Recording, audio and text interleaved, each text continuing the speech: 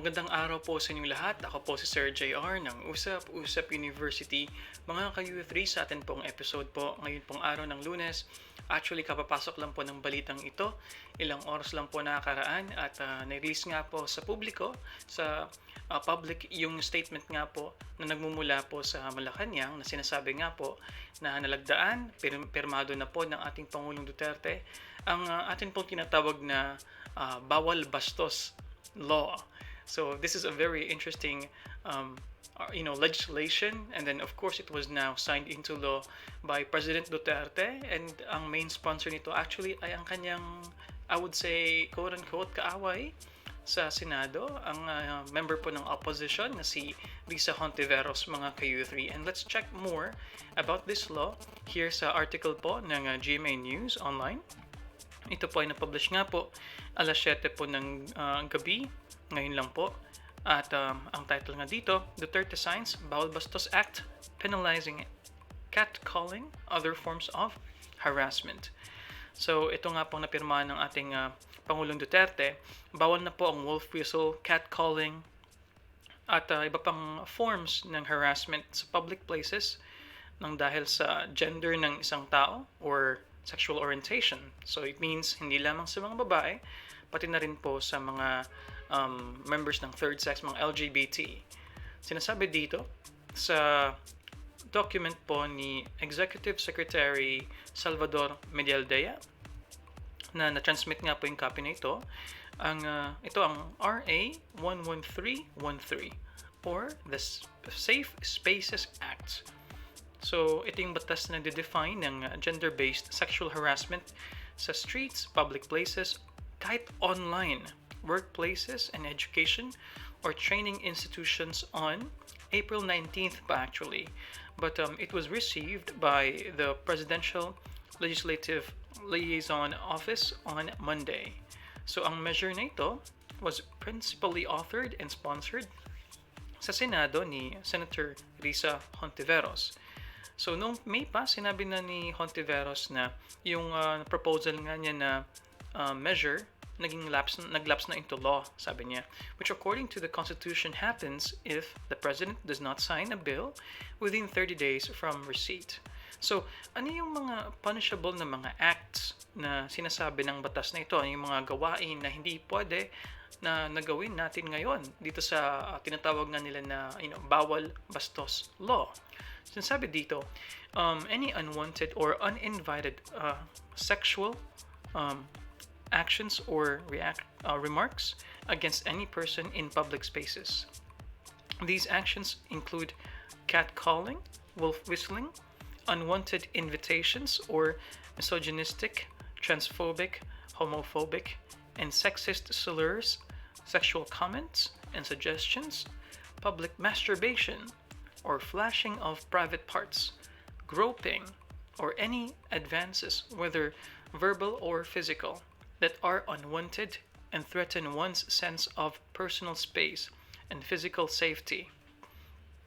Yung iba pang mga acts dito at ang mga nasabi nga dito ay punishable from community service ng 12 hours hanggang 11 to 30 days imprisonment for the third offense.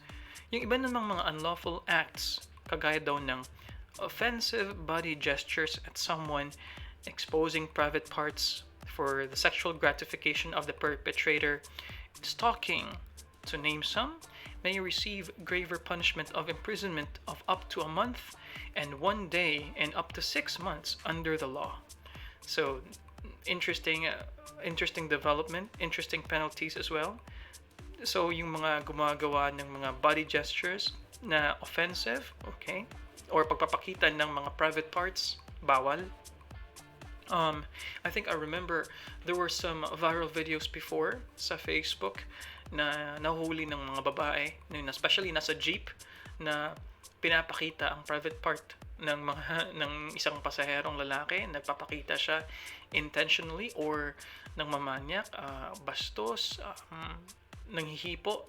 So yun po ay kabilang po dito sa mga punishable na mga acts po ng Bawal Bastos law, mga ka-U3. So, any person found guilty of gender-based online sexual harassment will be penalized with imprisonment or a fine of between 100,000 to 500,000 or both. Kung ang perpetrator naman is a juridical person, isang kumpanya, or isang joint venture, its license or franchise shall be automatically deemed revoked, and the persons liable shall be its officers, including the editor or reporter in case of print media, or the station manager, editor, and broadcaster in the case of broadcast media. Kapag foreigner naman ang gumawa ng isang gender-based online sexual harassment, siya ay madideport subject to deportation proceedings after serving sentence and payment of fines. So sabi ni Senator Hontiveros na last May that the law also covers those who make rape jokes, mga ka-U3. So this is quite interesting because maraming magsasabi, and for sure maraming tutulig sa kay Pangulong Duterte na nagbibigay siya ng mga rape jokes. Ginagawa niyang katatawanan minsan yung mga sexual na mga topics. So, syempre yung mga women's rights groups natin, yung mga lawmakers, hindi masaya about this. But sinabi naman ng Malacanang na si Pangulong Duterte daw ay ginawa niya lang yung mga mischievous remarks na yon to make people laugh, and that people have been used to his jokes na daw. Okay? So, sinasabi dito at the end of this article, the Philippine Commission on Women, in coordination with other agencies, has 90 days from the law's effectivity to craft the implementing rules and regulations, yung IRR. Okay. So mga ka-U3, anong masasabi niyo sa balitang ito? This is a new development, of course, sa paraan po ng pagpoprotekta natin, hindi lamang sa mga kababaihan, kundi pati na rin sa LGBT, at syempre sa mga kalalakihan din, of course, if this harassment is directed to men, syempre, kinakailangan din silang tayong maprotektahan, dahil hindi lang naman babae ang pwedeng i-harass sexually at i-harass sa public places. In my experience, well, I would say na dapat lang, this is really timely. Dahil nga sa na-mention ko nga po kanina, may mga Facebook videos po na naglilipa na actually last year, 2 years ago, mga tao na they are behaving, in a very sexually weird way. So, ang iba dyan nagpapakita, yung nagpa-flash, in-expose nila yung private parts nila. Ang iba naman nagpa-masturbate in public. So, para po sa akin, kinakailangan pong makorekt yan, kinakailangan pong mabigyan ng parusa yung mga tao wala ng ibang ginawa, kundi ang manggulo at mangabala ng ibang tao, mga ka-U3. So, ano pong inyong opinion, mga ka-U3, about this particular law, ang Bawal Bastos law? I think one area that we should look into is the president signing a law which was majored and authored by, an opposition, which is Senator Hontiveros. I think that's very good. I think para sa akin, it shows na pinaprioritize ng ating Pangulong Duterte ang hindi ang kanyang political na affiliation, kundi ang patungkol sa kailangan ng ating bayan, ang kailangan ng ating lipunan.